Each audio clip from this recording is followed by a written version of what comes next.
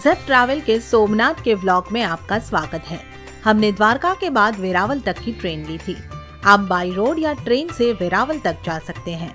वेरावल से auto rickshaw से आप 10 से 15 मिनट में सोमनाथ पहुंच जाएंगे। तो अब हम आप पहुंचे हैं सोमनाथ। 12 ज्योतिर्लिंगों में से एक सोमनाथ मंदिर के दर्शन हम आज करने वाले हैं। मेरे पीछे जो आप देख सकते हैं ये मंदिर, हम जहाँ पे ठहरे हैं हमारी होटल से ये नज़ारा हमें देखने को मिल सकता है। आपको सुनाई दे रहा होगा कि यहाँ पे सोमनाथ जी की आरती चल रही है। हम भी उसमें सहभागी होने की कोशिश जरूर करेंगे।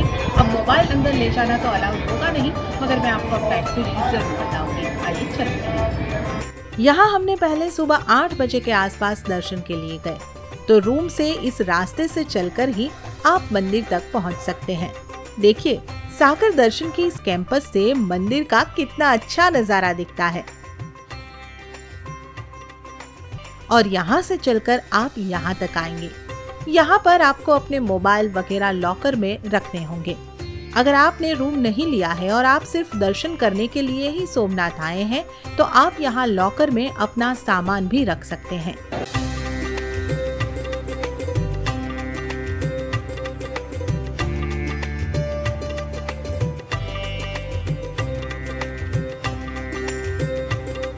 जय सोमनाथ।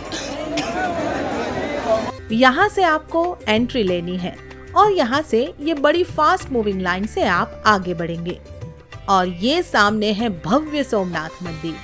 मंदिर की तरफ जाने वाले इस कैंपस में आपके जूते चंपल के लिए काउंटर्स है। आपको धूप ना लगे, पैर ना जले, सबकी व्यवस्था है यहाँ। सीनियर सिटीजन्स के लिए यहाँ इलेक्ट्रिक व्हीकल की सेवा भी है। मंदिर में प्रवेश तक आपका पूरा परिवार साथ रह सकता है।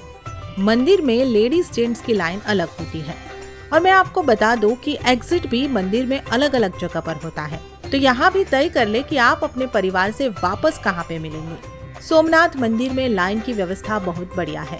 15 मिनट से आधे घंटे में आपको बिना परेशानी महादेव जी के अलौकिक दर्शन मिल जाएंगे। मंदिर में मोबाइल या कैमरा अलाउड नहीं है, पर आपको हम सोमनाथ ट्रस्ट के सौजन्य से ये दर्शन कैसे होते हैं ये दिखा रहे हैं।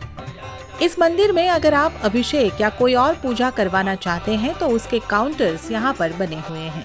इस मंदिर में दर्शन करने के बाद आपके मन को जो आनंद मिलता है, जो अनुभूति होती है, उसको तो मैं शब्दों में क्या ही बयां करूं। बाहर आकर आप देख सकते हैं ये तीर यानी कि एरो का चिन्ह, और उस काल में इस पर संस्कृत में लिखा गया है कि यहाँ से सीधी रेखा में दक्षिण ध्रुव है और बीच में कोई चट्टान नहीं है। बताइए कितना ज्ञान था हमारे पूर्वजों के पास। पर इस परिसर में सारे 12 ज्योतिर्लिंगों की झांकी बनाई गई है। फिर 2-3 जगह पर प्रसाद काउंटर बने हैं, जहां से आप अपने परिवार दोस्तों के लिए प्रसाद खरीद के ले जा सकते हैं। और रात के समय यहाँ लेजर शो भी होता है, जहां इस मंदिर का इतिहास, विध्वंस, जीर्णोद्धार की सारी कहानी लेजर शो के माध्यम से मंदिर के शिखर पर दिखाई जाती है। यहाँ भी मोबाइल ले जाना तो अलाउड नहीं था, पर फिर भी जेप ट्रैवल ने आपको इसका आइडिया मिले उसका बंदोबस्त तो कर ही लिया। इस भव्य मंदिर में जितना भी समय बिताएंगे कम ही लगेगा। मंदिर परिसर से 2-3 मिनट की वॉक से आप यहाँ जा सकते हैं। तो ये जो आप देख रहे हैं ये सोमनाथ का मार्केट है, जहाँ से आप कुछ छोटी बड़ी चीजें खरीदना चाहे, कुछ स्ट्रीट फूड खाना चाहे तो खरीद सकते हैं या खा सकते हैं। तो यहाँ से आपको 5 रुपए की एंट्री टिकट लेकर बीच पर जाना होगा। और मैंने जो बताया था मंदिर के आसपास साइकिलिंग ट्रैक, उसकी टिकट और साइकिल भी आपको यहीं से मिलेगी। तो यहाँ से आप आ जाएंगे सोमनाथ बीच पर, जहाँ बनी है हनुमान जी की बड़ी सी मूर्ति।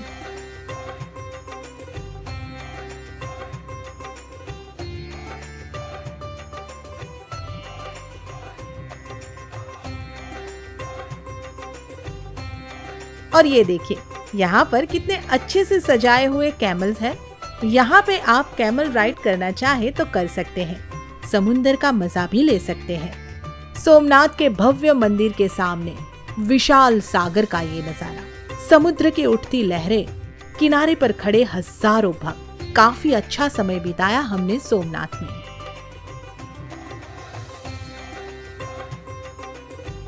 अब सोमनाथ में खाने पीने की बात करूं तो छोटे मोटे स्टॉल आपको बहुत मिल जाएंगे, पर हमारे 2 दिन के स्टे में अलग अलग जगह फूड ट्राई करने के बाद मैं आपको कहूंगी मंदिर के पास सागर दर्शन का रेस्टोरेंट ही बेस्ट है। हम तो यहीं रुके थे, पर आप यहाँ ना भी रुके हो तो भी इस रेस्टोरेंट में आ सकते हैं। यहाँ ब्रेकफास्ट, अला कार्ट लंच और डिनर में आप बफेट का मजा ले सकते हैं। डिनर का बफेट कैसा था वो मैं आपको बता दूं तो सूप, स्टार्टर, शीरा, 2-3 सब्जी, रोटी, दाल, राइस, खिचड़ी, कड़ी, छाछ, अचार, पापड़ की अनलिमिटेड थाली 166 रुपए की कीमत में। स्वाद और क्वालिटी दोनों ही अच्छे हैं यहाँ के फूड के। बस मॉर्निंग ब्रेकफास्ट सर्व करने में काफी ज्यादा टाइम लगा देते हैं, तो आपको सुबह जल्दी दर्शन जाना हो तो थोड़ा टाइम का इश्यू हो सकता है। तो सोमनाथ का पहला दिन तो यहीं खत्म होता है। अब कल हम निकलेंगे सोमनाथ के आसपास की जगह की मुलाकात पर।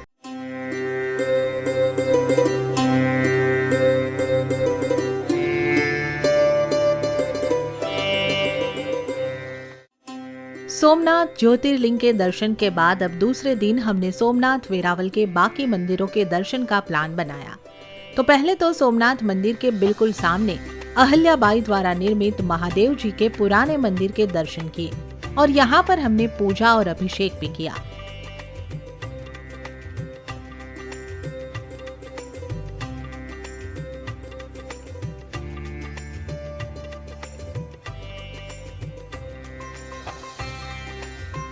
सोमनाथ प्रभास पाटन की पवित्र भूमि में आया हुआ पवित्र स्थल है। यह भूमि इतनी पावन है कि इसी जगह पर श्री कृष्ण ने भी अपनी आखिरी सांसें ली थी। तो ऐसी पावन भूमि पर पूजा पाठ करवाना पवित्र माना जाता है। उसके बाद हमने 600 रुपए में एक पूरे दिन के लिए एक ऑटो रिक्शा कर लिया, जो हमें आसपास के सारे दर्शन के स्थलों पर ले जाएगा। और ये स्थल कौन कौन से होंगे इसकी झलकी आप यहाँ पर इस वॉल पर देख सकते हैं। तो हमारी ये जर्नी शुरू हो चुकी है। आज हमारे जो ड्राइवर है वो हमारे गाइड का काम भी कर रहे थे और हमें सोमनाथ के अलग अलग स्थलों से जुड़ी सारी जानकारी दे रहे थे। तो सबसे पहला हमारा स्टॉप था भालका तीर्थ। तो आइए चलते हैं इस मंदिर में। तो ये मंदिर जिस जगह पर बना है, यहीं एक पीपल के पेड़ के नीचे श्री कृष्ण बैठे थे और उनको शिकारी जरा का तीर लगा था और वही उनकी जीवन लीला समाप्ति का कारण बना। जरा ने गलती से श्री कृष्ण को ये तीर मारा था और उसने श्री कृष्ण से माफी भी मांगी थी। तो इसी कहानी को दर्शाती ये भगवान श्री कृष्ण की प्रतिमा। यहाँ से दर्शन करके आसपास में और भी कुछ मंदिर है, उसके भी आप दर्शन कर सकते हैं।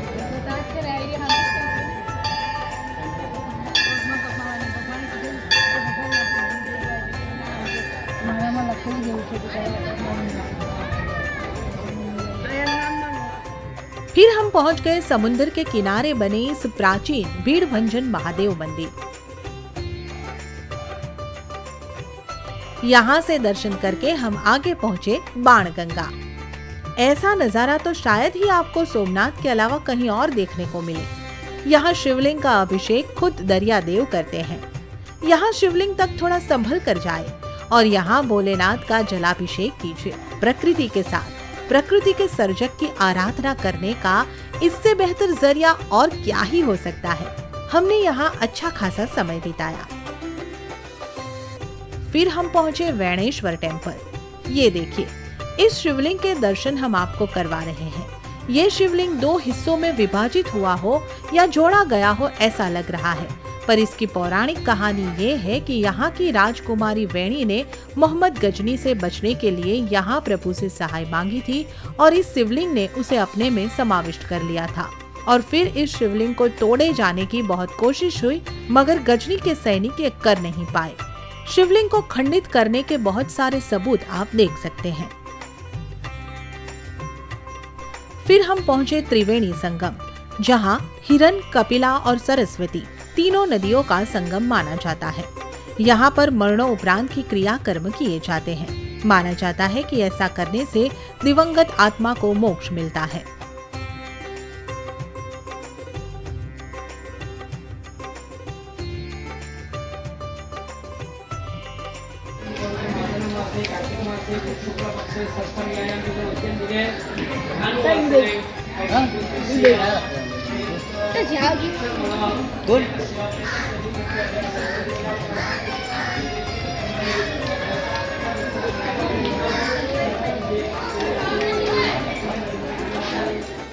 यहाँ पर आप 100 रुपए प्रति व्यक्ति की कीमत पर बोट राइड भी कर सकते हैं।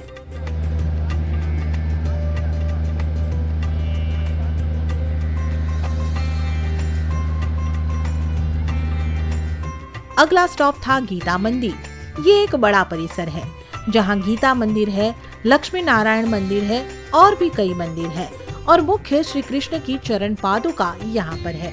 भालका तीर्थ में तीर लगने के बाद उनके स्वरलोक गमन से पहले कहा जाता है कि पांडवों ने उनके चरण चिन्ह यहाँ पर लिए थे। नदी के किनारे पर बना ये भी एक पौराणिक स्थल है।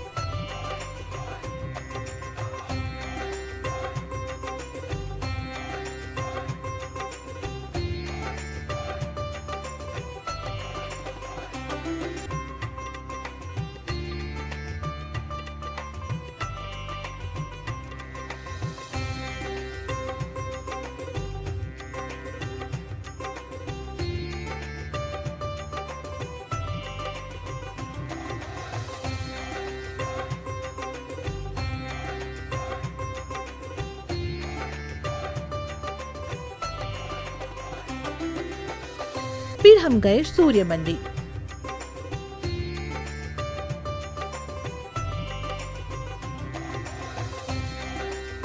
सूर्य देव और छाया देवी के दर्शन इस मंदिर में आप कर सकते हैं।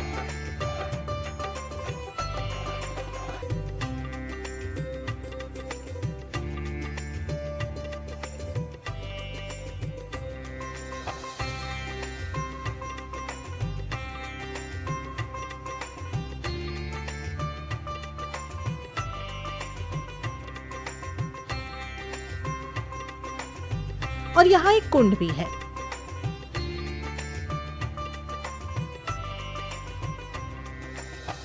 पास में ही पांडव गुफा या हिंगलाज गुफा है।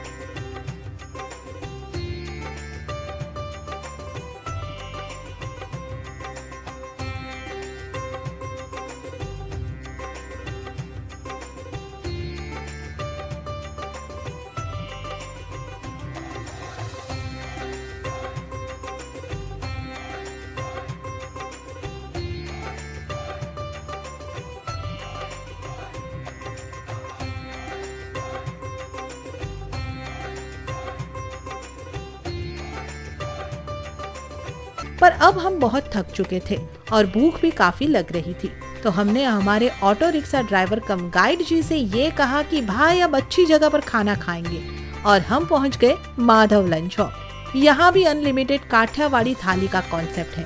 सेव, टमाटर, ढोकली, आलू की सब्जी और करेले की सब्जी, रोटी, बाजरे का रोटला, काफी सारे अचार और बॉटल में सर्व की जाने वाली स्पेशल छाछ। खाकर मजा आ जाएगा।